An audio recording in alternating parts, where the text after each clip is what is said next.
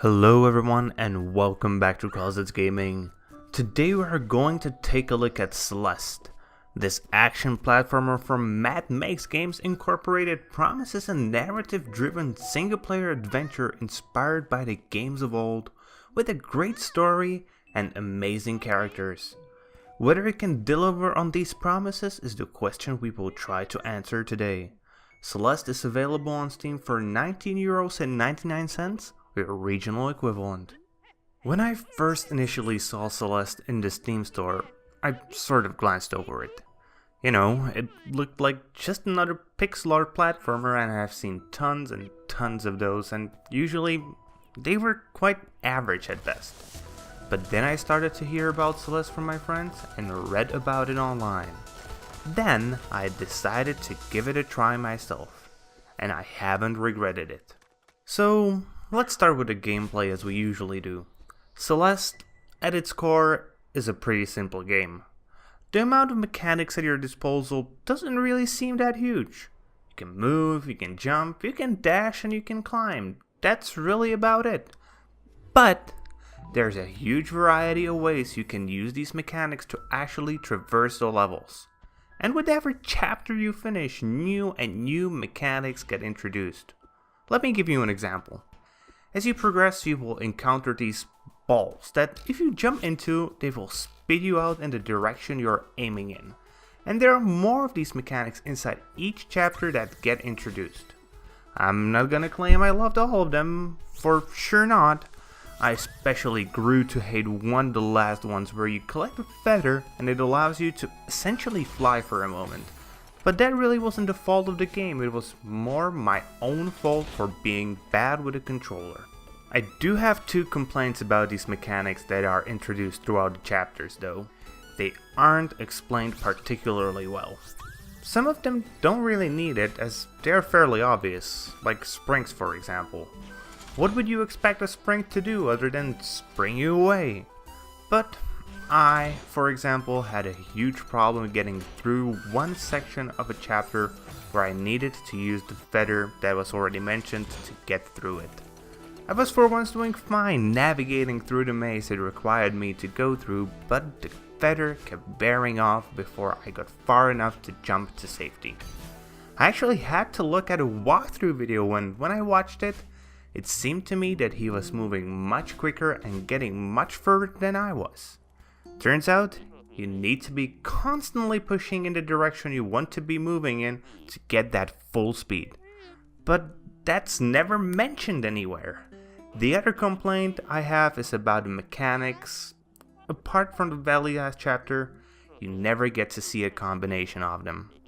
And even in the last chapter, it isn't like you have to combine two or more mechanics together. You are just essentially replaying small sections of the previous chapters, again using each mechanic separately. But the thing is, you don't really care when you're playing. The controls feel incredibly tight, even in situations when you are being purposefully disrupted, for example by winds. You can always precisely plan when you will land, and if you don't land there, you can't blame anyone but yourself. And even if I grew to hate some of the mechanics, I could never blame the game for being unfair. It was just me being bad. So those are essentially the mechanics without spoiling the fun of the game, I hope.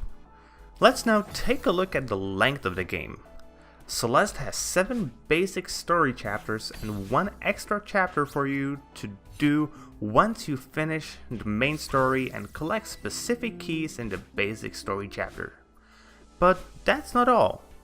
Each chapter has a B-side, you know, like an old school cassette tape, that features the same mechanics but ramped up to insane difficulty. Insane, at least for me. But if you're that sort of person who likes, you know, Kaizo levels from Mario Maker, you will feel totally at home here, as these levels require extremely precise jumps, extremely precise timing, and extreme patience and concentration to beat. These B-sides don't unlock for you for just beating the chapter though. You need to find the B-sides inside the chapters to unlock them. this adds a bit of a grinding element to the game, because if you want to unlock all of them, you need to fully explore the levels, not just follow the quickest path to the end. And while doing this exploring, you might want to collect the strawberries that are located around the levels. Not that they serve any real purpose, but they usually require a bit of skill to collect, giving you the option to practice the mechanics. I managed to finish the main story in just 2 minutes under 8 hours. But I haven't dabbled in any of the B-sides, nor the X chapter that unlocks after you finish the game. That's not really the worst value proposition for 20 bucks, but it's also not the best. But depending on whether you want to do the B-sides and how much exploring you want to do in game, and also depending on how good you are, I ended with 1,947 deaths, you will be either getting more game value out of the game or more than I got. I'd estimate that most players will probably get around 10 hours of fun, and that is pretty good. So while I do have a few gripes against the mechanics, especially against the way that they are presented and not at all explained to you, I did enjoy Celeste very much. Mechanically, it's great, and if you love hard platformers, you will certainly fall in love. And one last thing that should be mentioned is the fact that Celeste has features obviously tailored to speedrunners. And if you are a fan or even a participant in that community, you'll love it even more. So we have talked about how the gameplay feels, but there's more to a game than just how it plays, even if we sometimes like to pretend like gameplay is all that matters. And even though it is the most important feature of a game, the graphics do certainly play a role in the game's enjoyability. So, the graphics of Celeste. Just look at the video, guys. The game is gorgeous. It features the also popular pixel art look, but with very vibrant colors thrown everywhere. And I seriously wish I could create pixel art of this quality. And yes, I do dabble in making pixel art occasionally. The art style manages to be its own thing while looking nostalgic, and that's quite the feat. Obviously, if you're the person who looks for AAA graphics only in his game, then Celeste will not appeal to you. But if you aren't a graphics whore, you will quickly learn to give credit where credit is due, as Celeste is already a contender for one of the most beautiful games of 2018 in my own book.